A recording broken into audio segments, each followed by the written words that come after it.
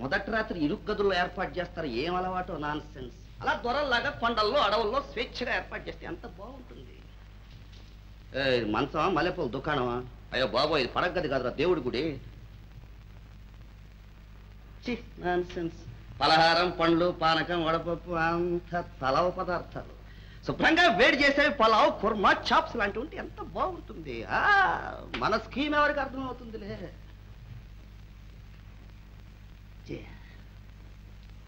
అబ్బో, సిగ్గు మొగ్గలేస్తోంది. ఏ పొలంలో తోటల్లో నాతో తిరిగినప్పుడు లేదా ఈ సిగ్గు? మెళ్ళో తాళి గట్టిగానే ఒళ్ళో వచ్చి పడిందే సిగ్గు. అందుకే ఈ ఫ్యామిలీ గర్ల్స్ సంసారానికి తప్ప సరసానికి పనికిరారన్నారు. కూర్చో కూర్చో కూర్చోమంటుంటే. ఏంటండి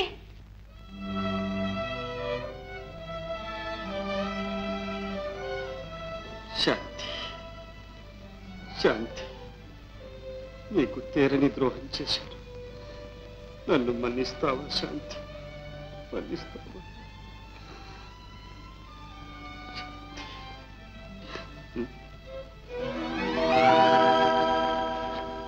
నువ్వా?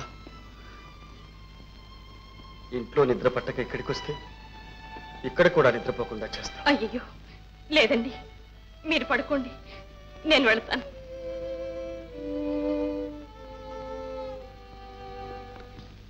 ఏమండి ఏమండి, మిమ్మల్నేనండి. నేనండి. ఎవరైతే నా పర్మిషన్ లేకుండా లేపకూడదు, ముందు పర్మిషన్ తీసుకోవాలి. నేను కూడానా? నువ్వైతే నేను ఆకాశం నుంచి ఊడిపడ్డావా? ఎవరైనా సరే నాతో ఏ పనున్నా సరే ముందు పర్మిషన్ తీసుకోవాలి. ఏమండి, మీతో మాట్లాడొచ్చా, ఏదన్నా అడగొచ్చా, సరసాలు ఆడొచ్చా అని అడిగి ఆడాలి.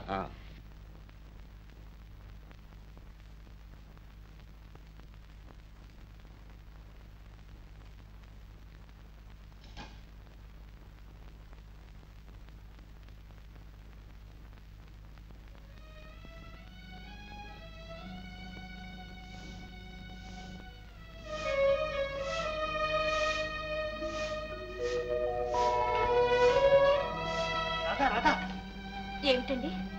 ఏమిటి పని? బియ్యపు చాట్లో పాచి పెట్టావు. అయ్యో చూడలేదండి. నువ్వు చూడలేవు, అందుకేగా నేను ఏ పని చేయొద్దని చెప్పేది. ఇంటడి చాకరీ మీరు ఒంటరిగా చేస్తుంటే నన్ను ఊరికే కూర్చోమంటారా? రాధ, చేయలేనప్పుడు నువ్వు మాత్రం ఏం చేస్తావు చెప్పు. నాకేదో సహాయం చేయాలని నా చాకరీ రెట్టింపు చేయడం తప్పు. నా మాట విను, ఇలా కూర్చో. కూర్చో.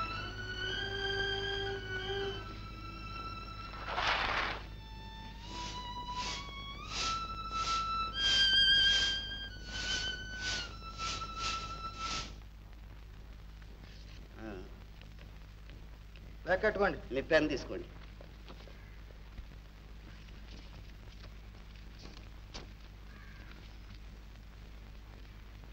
ప్రియమైన బావకు. బావా, నీ ఆరోగ్యం ఎలా ఉంది? వస్తాను వస్తాను అంటావు కానీ రానే రావు. ఈ మధ్య ఉత్తరం కూడా రాయటం మానేసి. నీకు ఉత్తరాలు రాయటం నాకు పని, నాకు ఇంకేమన్నా వేరే పని ఉంటేగా. కనీసం ఉత్తరం అన్నా రాయకూడదా? ప్రియమైన మల్లిక. పాపం రాయండి గురు. రే, పత్రాలన్నా రాయొచ్చు కానీ ఇలాంటి విషయాల్లో ఉత్తరాలు మటుకు సస్తే రాయకూడదు. కాకుంటే టచ్ పోకుండా ఒక నెలకు ఒకటో రెండో అలా సింపుల్ గా ఒకటి రెండు లైన్స్. ఫస్ట్ లెసన్ గుర్తుంచుకో, తెలిసిందే? చిత్తం గురు. కానీరా.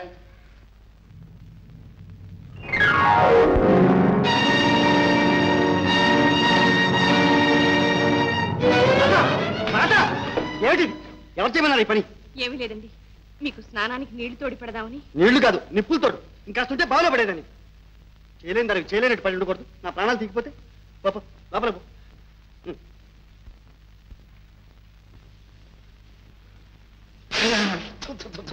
ఇది కాఫీ అయితే కాఫీయా? కడుగు కలిసి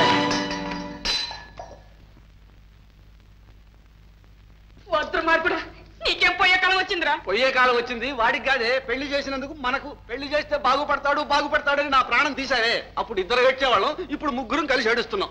అది కాదండి, పెళ్ళైన కొత్తలో ఇద్దరు ఎంతో ఒత్తిగ్గా ఉండేవారు. ఏమొచ్చిందో ఈ మధ్యన ఇలా తయారయ్యాడు. అవునత్తయ్య, నేను చూస్తూనే ఉన్నాను.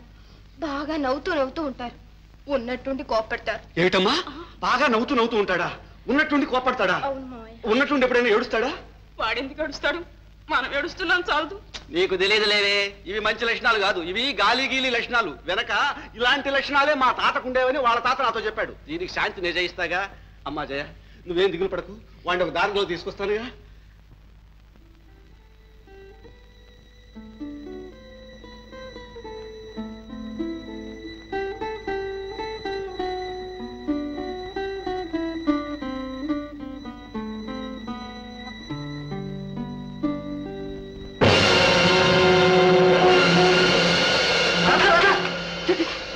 బుద్ధి ఉందా?